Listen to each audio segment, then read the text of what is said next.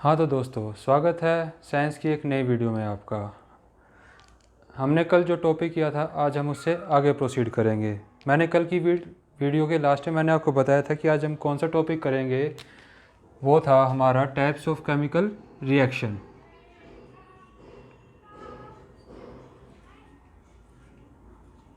Types of chemical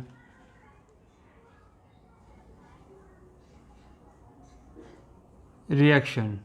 ठीक है, अब इसमें सबसे पहले हम जान लेते हैं कि कितनी तरह की रिएक्शंस होती है हमारे पास। सबसे पहले होती है हमारे पास एक कॉम्बिनेशन रिएक्शन। कॉम्बिनेशन रिएक्शन, ठीक है। उसके बाद हमारे पास होती है डीकम्पोजिशन। Decomposition reaction. उसके बाद हमारे पास होती है डिस्प्लेसमेंट रिएक्शन।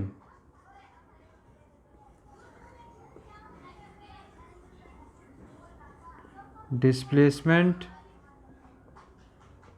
रिएक्शन। फोर्थ है हमारे पास डबल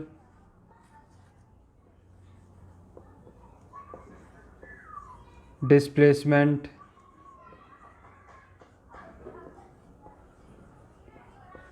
रिएक्शन। और लास्ट है फिफ्थ वन रेडॉक्स रिएक्शन। इस चैप्टर में मेनली ये 5 टाइप हमारी केमिकल रिएक्शंस की। इनके अंदर कुछ सब डिविजन्स होती हैं, जैसे हमारी डिकम्पोजिशन रिएक्शन में होगी, रेडॉक्स में होगी, और भी अगर एक दो होती हैं वो हम आगे डिस्कस करेंगे। अब हम आगे जो जैसे प्रोसीड करेंगे वो होगा हर रिएक्शन के बारे में पढ़ेंगे हम अलग अलग। ठीक है, सबसे पहले हम शुरू करते हैं अपनी कॉम्बिनेशन रिएक्शन से कि कॉम्बिनेशन रिएक्शन कैसे होती है, क्या होता है इसमें और कौन से इसके एग्जाम्पल्स हैं। शुरू करते हैं अपनी कॉम्बिनेशन रिएक्शन से। सबसे पहले हम एक जनरल बात डिस्कस कर लेते हैं, फिर इसकी डेफिनेशन लिखेंगे और एक एग्जाम्पल। इसका जो नाम है कॉम्बिनेशन रिएक्शन, इससे भी कुछ समझ में आ तो रहा होगा कि यहाँ पे दो चीज़ें कंबाइन होती हैं। Combination reaction. अब इसकी डेफिनेशन लिख लेते हैं। The reaction in which two or more substances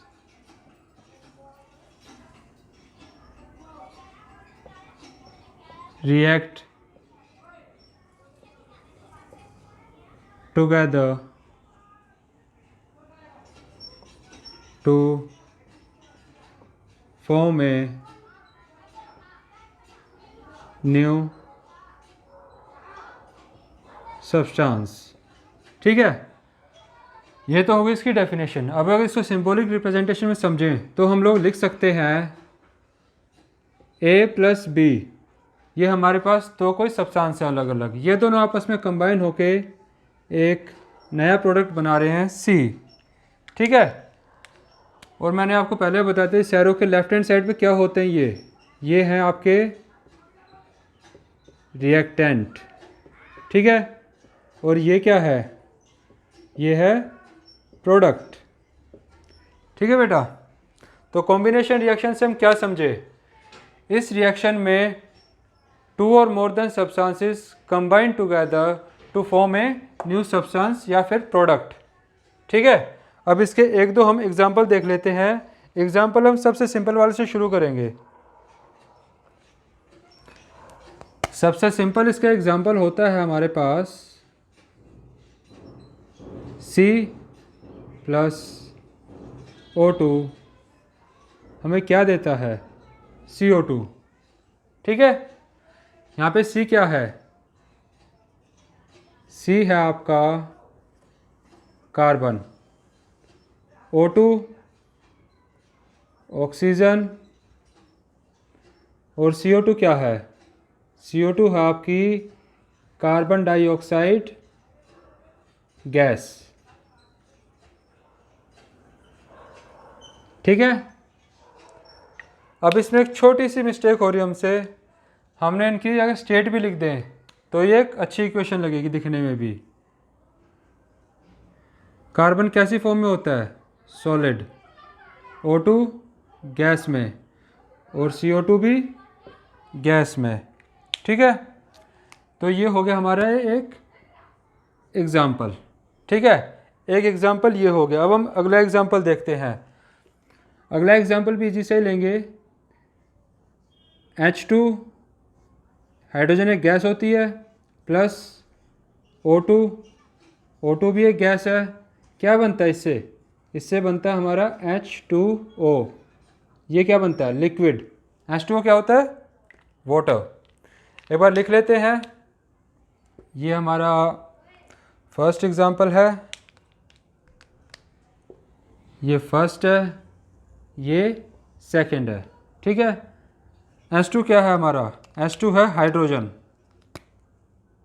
H2 क्या है? हाइड्रोजन। ठीक है। O2 ऑक्सीजन, और H2O क्या होता है? H2O है वाटर। ठीक है बेटा। अब आप लोगों के लिए भी छोटा सा काम है, जब आप इस ऐसे अपनी कॉपी में नोट डाउन करो तो ये जो इक्वेशंस हैं इनको बैलेंस आप लोग खुद करोगे। ठीक है। पिछली क्लास में बैलेंसिंग ऑफ इक्वेशन सिखाया था, अगर किसी को नहीं आता हो तो इससे पिछली वीडियो आप देख के समझ सकते हो। इन दोनों को मैं बैलेंस करके दिखा देता हूँ ताकि एक बार क्विक रिवीजन हो जाए, उसके बाद हम कुछ और एग्जांपल्स देखेंगे। यहाँ पे C कितने हैं बेटा? जो कार्बन है, कार्बन कितना है? 1, और राइट हैंड साइड पे भी 1, मतलब कार्बन है बैलेंस्ड। यहाँ ऑक्सीजन कितने हैं? 2। O2 लिखा है ना, ये जो 2 लिखा मतलब ऑक्सीजन के 2 एटम हैं। इस तरफ भी कितने हैं? 2, मतलब ये भी बैलेंस्ड है। ये इक्वेशन एक बैलेंस्ड इक्वेशन है जिसमें number of atoms reactant side पे और number of atoms on the product side are equal. Second example देखते हैं। यहाँ पे हाइड्रोजन कितने हैं? हाइड्रोजन है 2। यहाँ पे भी कितने हैं? 2। तो हाइड्रोजन बैलेंस है, इसको नहीं छेड़ेंगे। अब ऑक्सीजन देखते हैं। इस तरफ ऑक्सीजन कितने हैं? यहाँ पे हैं 2, इधर 1, नाइंसाफ़ी हो रही ऑक्सीजन के साथ। इस तरफ भी कितने होने चाहिए? 2। इसको 2 कैसे करेंगे? अगर मैं 2 से मल्टीप्लाई कर दूँ इसे, 2H2O अगर मैं कर दूँ तो बेटा जो 2 है ये हाइड्रोजन के साथ ही मल्टीप्लाई होगा और ऑक्सीजन के साथ भी। अब यहाँ पे ऑक्सीजन कितने हो गए? 2। लेकिन क्या हुआ? हाइड्रोजन में H2 पहले से थे और 2 और दे दिए, तो 2 × 2 कितने हो गए? ये यहाँ पे हाइड्रोजन आ गया बेटा आपका 4। अब हाइड्रोजन तो 4 हो गए, यहाँ कितने थे? सिर्फ 2। तो इसको 4 करने के लिए हम 2 से मल्टीप्लाई कर देंगे। ठीक है, ये भी हमारी एक बैलेंस्ड इक्वेशन हो गई है। अब हम 1-2 एग्जांपल्स और देख लेते हैं, उसके बाद हम आगे बढ़ेंगे। इसका एग्जांपल नंबर 3 ये भी लिख रहा हूँ साइड में, ताकि एक टाइप की जो रिएक्शन है वो एक ही बार कवर हो जाए और आप एक बार में सही से लिख पाओ। इसमें है कैल्शियम ऑक्साइड प्लस H2O। ये हमारा बनता है कैल्शियम हाइड्रोक्साइड। ठीक है। इसको क्या बोलते हैं? इसको बोलेंगे हम लोग कैल्शियम ऑक्साइड। ठीक है। ये हमें पता ही क्या होता है, ये है वाटर। और ये जो प्रोडक्ट बनता है इसे हम लोग बोलते हैं कैल्शियम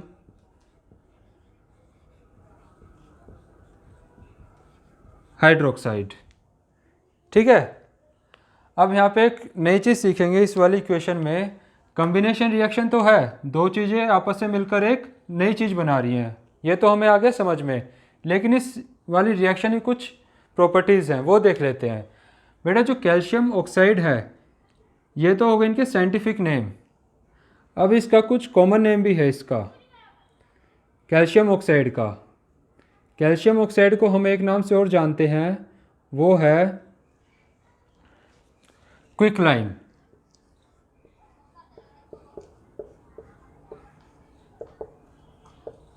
ठीक है, ये जो क्विकलाइम है ये इसका एक कॉमन नेम है।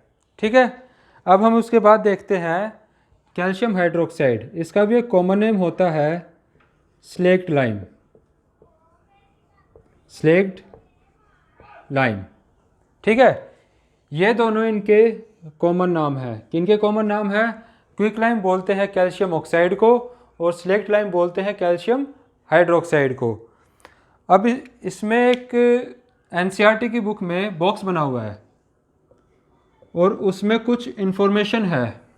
वो इन्फॉर्मेशन क्या है वो हम जान लेते हैं, क्योंकि वो पेपर के पॉइंट ऑफ व्यू से भी इम्पोर्टेंट है। बेटा सबके घर में पेंट होता है, पेंट कह लो या फिर वाइट वॉश। तो जब वाइट वॉश होता है उसमें हम यूज़ करते हैं कैल्शियम ऑक्साइड। कैल्शियम ऑक्साइड को जब हम पानी में मिलाते हैं तो हमारे पास ये बनता है कैल्शियम हाइड्रोक्साइड। अब जो वाइट वॉश में इस्तेमाल होता है वो यही है, कैल्शियम हाइड्रोक्साइड। ठीक है, अब ये तो बात हो गई कि घर में जो वाइट वॉश होता है, लिख लेते हैं कि कहाँ पे यूज़ होता है।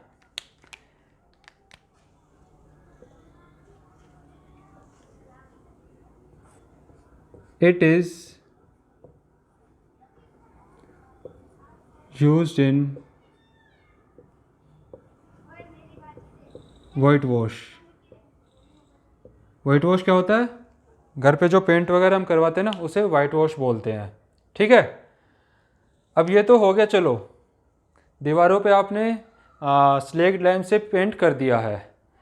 अब एक क्वेश्चन मैं आपसे पूछना चाहूँगा कि दीवारों पे जो शाइन होती है वो कैसे आती है? कभी किसी ने सोचा है? जब हम पेंट करते हैं उस टाइम उसमें कोई भी शाइन नहीं होती है, लेकिन जब 2-3 दिन बाद हम उसे देखते हैं तो एक शाइनी सरफेस दिखती है हमें। वो शाइनी जो सरफेस है वो कैसे आती है? बेटा वो शाइनी सरफेस आती है जो ये आपका कैल्शियम हाइड्रोक्साइड दीवारों पे हुआ है। ये कैल्शियम हाइड्रोक्साइड जो है आपका, ये एटमॉस्फेयर में जो आपकी कार्बन डाइऑक्साइड है, एटमॉस्फेयर में सारी गैसेज हैं, ऑक्सीजन भी है, हीलियम भी है, हाइड्रोजन भी है, कार्बन डाइऑक्साइड भी, और भी काफ़ी सारी गैसेज हैं। तो बेटा ये इस कार्बन डाइऑक्साइड के साथ रिएक्ट करके क्या बना लेता है? CaCO3। ठीक है, अब इस CaCO3 को हम क्या बोलते हैं? इसे हम बोलते हैं कैल्शियम कार्बोनेट। ठीक है, जो हमारे दीवारों पे शाइनी सरफेस आती है, जो शाइन आती है, वो बेटा इसी कैल्शियम कार्बोनेट की वजह से आती है। तो आप लोगों को क्या याद रखना है? घर में जो वाइट वॉश होता है उसमें क्या चीज़ इस्तेमाल होती है? उसमें होता है कैल्शियम ऑक्साइड, या फिर कह सकते हैं क्विकलाइम। क्विकलाइम में जब हम पानी मिलाते हैं तो बेटा उससे बनता हमारा कैल्शियम हाइड्रोक्साइड, या फिर उस कॉमन नेम क्या है? Slaked lime. ठीक है, इस स्लेक्ट लाइम से हम अपनी दीवारों पे पेंट करते हैं या फिर वाइट वॉश करते हैं। अब दीवारों पे शाइन कैसे आती है? शाइन आती है जो हमारी एटमॉस्फेयर में कार्बन डाइऑक्साइड गैस है ये उसके साथ रिएक्ट करता है after some time, after 2 to 3 days। ठीक है, क्योंकि ये तो है नहीं कि हम फटाफट अपनी तरफ से रिएक्शन करवा रहे, नहीं, ये नेचुरल हो रहा है बेटा। कैल्शियम हाइड्रोक्साइड और कार्बन डाइऑक्साइड आपस में रिएक्ट करके क्या बनाते हैं? Calcium carbonate. ठीक है, और जो शाइनी सरफेस है वो हमारी कैल्शियम कार्बोनेट की होती है। अब ये जो कैल्शियम कार्बोनेट है इसका भी एक कॉमन नेम होता है, वो आप लोग लिख लो, इम्पोर्टेंट है और आपको पता भी होना चाहिए। बेटा ये सेम फॉर्मूला हमारा मार्बल का भी होता है और लाइमस्टोन। ठीक है, घर की दीवारों पे तो एक शाइनी सरफेस है, उसका फॉर्मूला है CaCO3 कैल्शियम कार्बोनेट, लेकिन उसके अलावा यही फॉर्मूला किसका और होता है, मार्बल का और लाइमस्टोन का। ठीक है बेटा, एक बार आप वीडियो पॉज करके इस सारे को as it is note down कर लो, उसके बाद हम आगे बढ़ते हैं। वीडियो पॉज करके एक बार कॉपी में नोट डाउन कर लेना। अब हम आगे चलते हैं।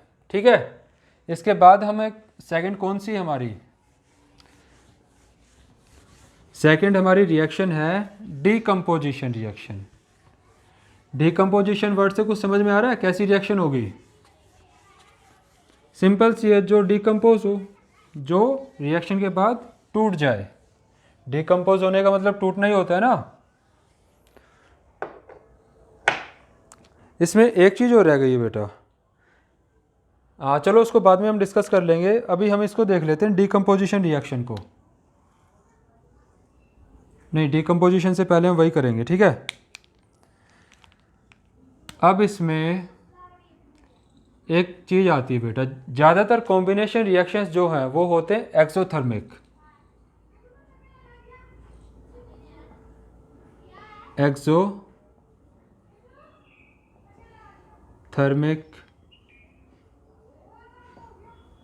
रिएक्शन। ठीक है बेटा, अभी एक्सोथर्मिक रिएक्शन क्या होते हैं? एक्सोथर्मिक रिएक्शंस ऐसे रिएक्शन होते हैं जिसमें से प्रोडक्ट के साथ साथ हीट भी निकलती है। ठीक है, इसकी एक बार डेफिनेशन लिख लेते हैं। डेफिनेशन क्या होगी? Reaction in which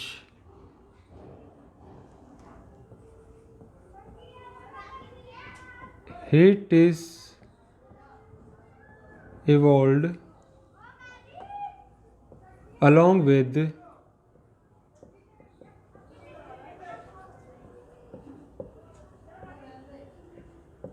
formation of products. समझ में आ गया होगा? ऐसी रिएक्शन जिसमें प्रोडक्ट के साथ साथ आपकी हीट भी प्रोड्यूस हो। अब इसके एग्जांपल्स देख लेते हैं। एग्जांपल क्या क्या हो सकते हैं? सबसे कॉमन एग्जांपल है बर्निंग ऑफ नेचुरल गैस। ठीक है, अगर हम इसकी केमिकल इक्वेशन लिखें तो वो क्या होगी? CH4 plus O2। ठीक है बेटा, प्रोडक्ट क्या बनेंगे?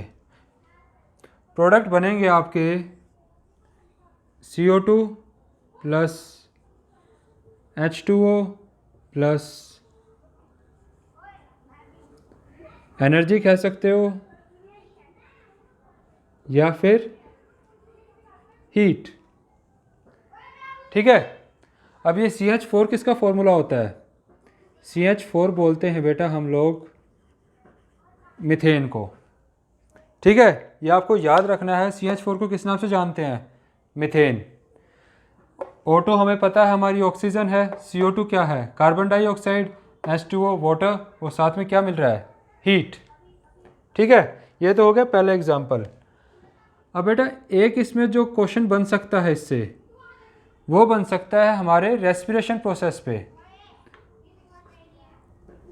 किससे बन सकता है? Respiration process. ठीक है, अब क्वेश्चन आपसे पूछा जा सकता है कि रेस्पिरेशन प्रोसेस कैसा प्रोसेस है, एक्सोथर्मिक है या फिर एंडोथर्मिक है। ठीक है, एक्सोथर्मिक कौन से होते हैं? जिसमें प्रोडक्ट के साथ साथ हीट इवोल्व होती है या फिर हीट निकलती है। ठीक है, तो हम इसको जान लेते हैं। रेस्पिरेशन प्रोसेस होता क्या है? जो हम सांस लेते हैं, हमारा जो सांस लेना है वो एक एक्सोथर्मिक रिएक्शन है या फिर नहीं है? तो बेटा आप इसका आंसर दोगे हाँ, yes, respiration process is a exothermic reaction. Exothermic reaction. ठीक है, ऐसा क्यों? अब इसको थोड़ा सा समझते हैं। आपसे ये नहीं पूछेगा ऐसा क्यों, आपको बस एक ये बताना है एक्सोथर्मिक रिएक्शन है, और अगर आप इसकी केमिकल इक्वेशन लिख दोगे वो भी सफिशिएंट होगा। लेकिन फिर भी समझ लेते हैं कैसे। हम लोग खाना खाते हैं, जो हमारा खाना डाइजेस्ट होता है वो हमारी बॉडी में किस फॉर्म में स्टोर होता है, ग्लूकोज, है ना। जो हम लोग खाना खाते हैं वो हमारी बॉडी में कैसे डिपॉजिट हो जाता है, ग्लूकोज की फॉर्म में, है ना। और हमें पता है जब हम सांस लेते हैं तो ऑक्सीजन अंदर जाती है, तो बेटा इस ग्लूकोज और ऑक्सीजन के बीच में रिएक्शन होता है। अब ग्लूकोज का क्या फॉर्मूला होता है ये याद रखना आप लोगों को, C6H12O6, ठीक है, प्लस O2।